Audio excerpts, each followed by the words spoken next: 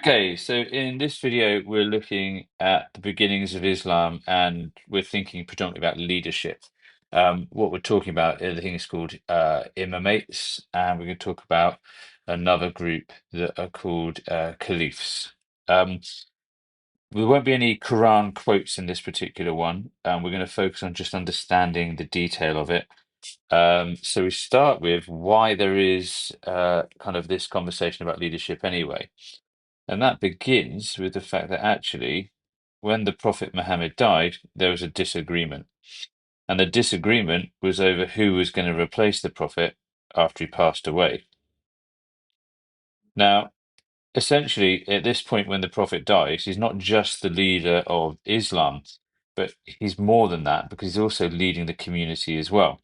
So when he passed away, he was both their like religious leader and, if you like, their political leader. So it was a really tense time. And out of that tense time came the two groups that we predominantly talk about in our lessons. So on one side you have Sunnis, and on the other side you have Shias. And what we're going to see in this sort of video is just how, over a period of time, they divide into these two groups and why they do it. And what a shock! I'm sure you're so surprised. We're making a table. Okay. So in this table, we'll put on the top of our left-hand side Sunni Islam, and on our right-hand side, we'll put Shia Islam. Now, I'm going to give you a smaller version of this table to copy at the end of the video. So you just have to watch this part, and then in a minute, I'll give you something to put into your books before you answer a question. So you've got the leadership titles, okay? So we've got the idea that Sunnis call their leader a caliph, and that basically means successor, or probably more accurately, representative. And that word representative is really important when understanding, because what happens is the community get to choose their leader. So a caliph should be chosen by the community, so almost someone who represents the community. And what's really interesting is this phrase here, not divinely appointed. So they're not expecting to get this from God. They're not expecting a sign from God or anything like that.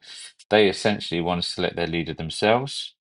And the leader has to be, they know the leader's not perfect. He's just a human. And they're very much like Muhammad, but people perceive Muhammad to be like the perfect role model.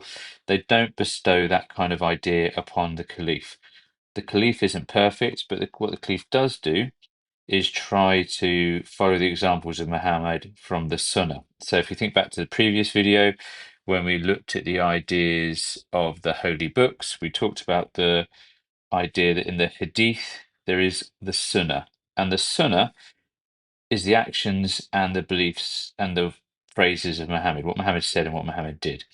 So any caliph is going to try and be as close to what Muhammad was as they could be, and of course they're always going to follow the Quran. The first caliph was Abu Bakr, and he was chosen um, by companions of Muhammad. So he was chosen, and people could obviously make a direct comparison between who Muhammad was and this person, Abu Bakr, who they wanted to be their first leader. Um, and the person is chosen on their consciousness and their qualifications, not their family connection.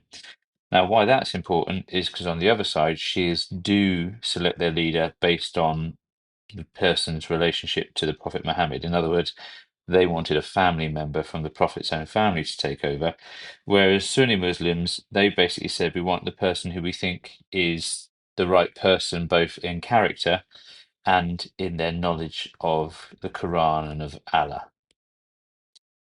Now, when it comes to um, Shia Muslims, their title for their leader is an Imam. Now, it's imamate or imam. You can use either, they're interchangeable. But what you've got to remember is this is a word that is sometimes you hear in Islam because you may see someone on TV being interviewed who is an imam of a mosque. So it's one of those tricky things where a word can have a few different meanings. When we're talking about imam, we're talking about the beginning of Islam and what happened after the Prophet died. We're not talking about who people who lead mosques today. Now, They believe their imam is divinely appointed by God, not chosen by people. So you can see there's that really obvious contrast that one side wants to vote and select their leader, and the other side believes their leader comes from God himself picking. And the way they kind of work that out is they want the leadership to come from the prophet's family. So they want people who are related directly to the prophet in one way, shape, or form to then be their next leader. Kind of, if you want to think about it, like a royal family works. So there's a succession based on who your father was or who you're connected to.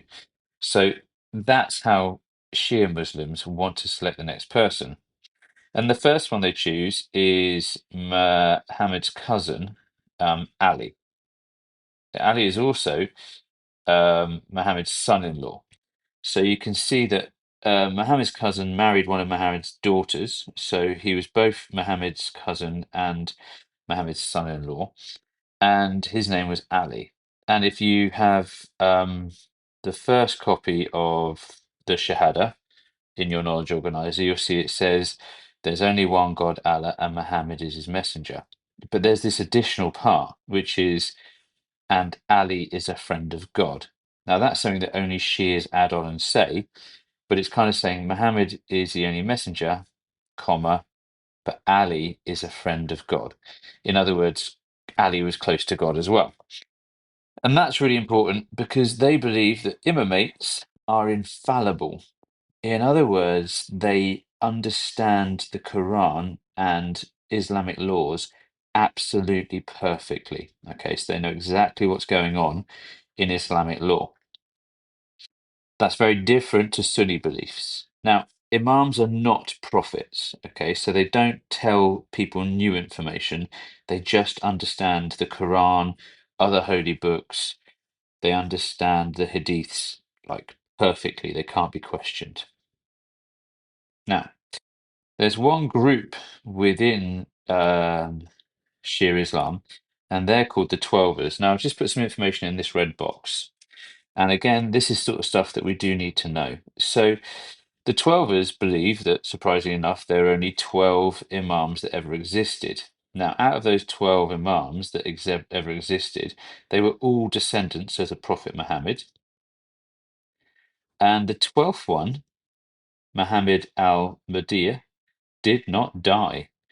Instead, he went into what they call oculation. So he basically gone into hiding.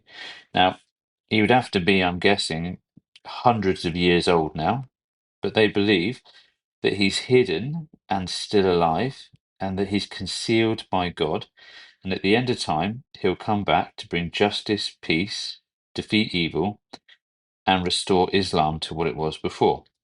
Now, that doesn't sound a million miles different from Christianity and the idea that Christians believe that Jesus will come back again. So, although this might sound like a little bit abstract, it's got precedent within religion. Other religions believe similar things. So, within Islam, you get this idea that you have both Sunnis who vote and select their leader, and they call them caliph or caliphs. And then within Shia Islam, they call them the Imam. And in one particular branch of Islam, they believe that there were 12 in total, and the last one is hidden kind of out of sight at the moment. And while that person's hidden and out of sight, religious scholars kind of guide the Shia community. So they have leaders still, but those leaders basically are guiding until this Imam makes himself known again.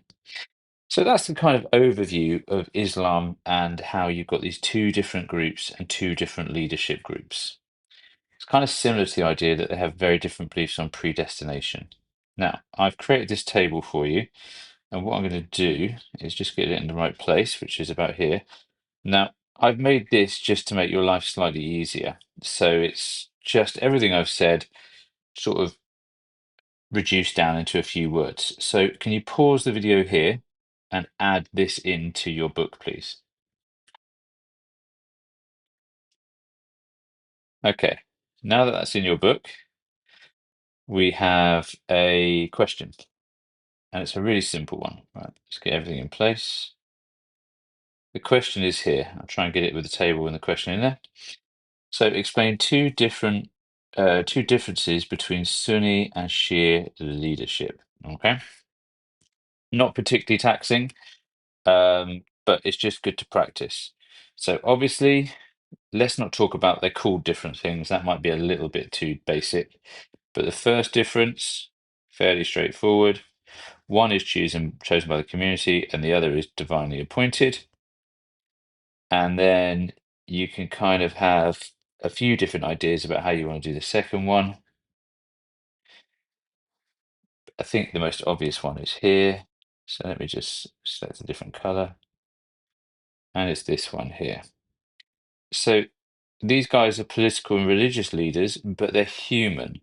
Whereas in the Twelvers of Shia, they're spiritual leaders, they're perfect, and they're guided by God in a very direct way. So, in one hand, you've got kind of more people who are just voted in and try and do the best job they can, follow the Quran, follow the Sunnah, and I'm sure do a very good job. Whereas the Shias believe you have this spiritual, perfect leader who can guide them without any problem. So, there's your lesson complete. There's the information there. Do the 4-mark question, have the table completed. Good luck.